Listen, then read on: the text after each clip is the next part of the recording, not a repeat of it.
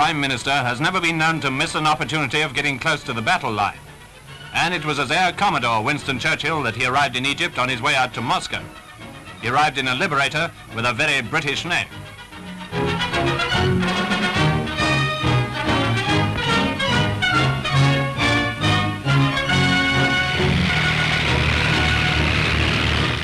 But the real battle line is out in the desert, and there Air Chief Marshal Tedder and Air Vice Marshal Cunningham awaited his arrival.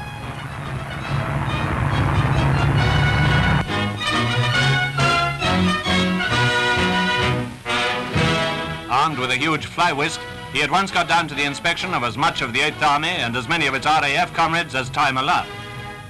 General Auchinleck accompanied the Premier, who had obviously come out intent on seeing everything for himself and meeting as many fighting men as possible.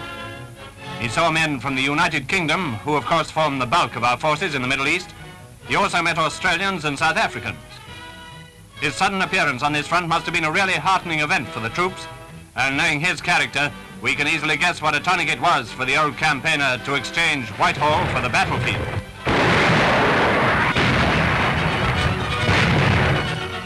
He was very interested in the 4.5s, which, by the way, have proved extremely useful pieces.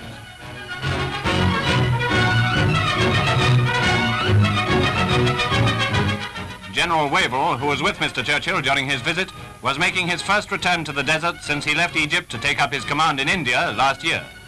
He seized the opportunity of inspecting Indian units, some of them veterans, others in training here, and he saw their new armored cars.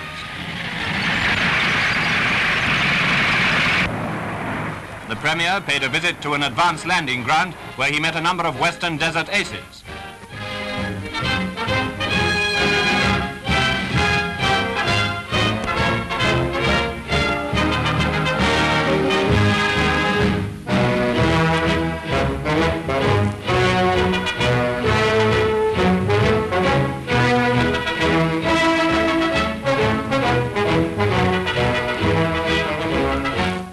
And it was here that Mr Churchill enjoyed his first meal in the desert under operational conditions. Air Vice Marshal Cunningham on his right hand, on his left, Group Captain Carter, and Air Chief Marshal Sir Arthur Tedder, extreme right of screen. So keen was the Premier on the conversation in the mess that he actually took more than one match to light his cigar, though no one could call him a novice exactly.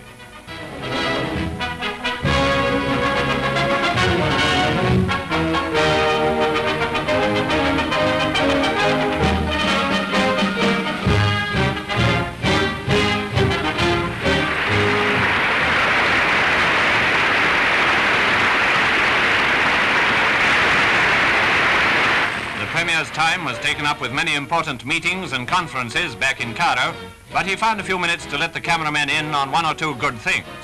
There was Sir Miles Lampson's 10-month-old son, Victor, V for victory or Victor, but I'm not sure the British ambassador's son quite realized who this new uncle was.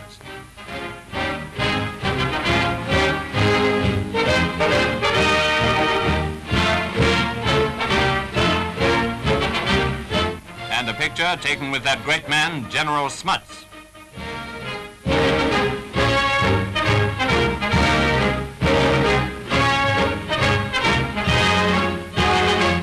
In the group, back row, Sir Arthur Tedder, Sir Alan Brooke, Sir Henry Harwood, Mr Casey.